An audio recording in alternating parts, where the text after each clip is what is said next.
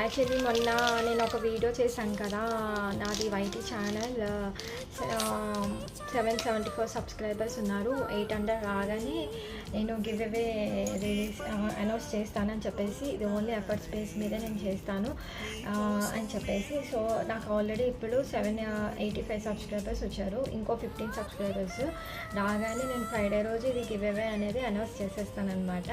So beautiful black beads అంటే నేను give away announce చేస్తున్నాను.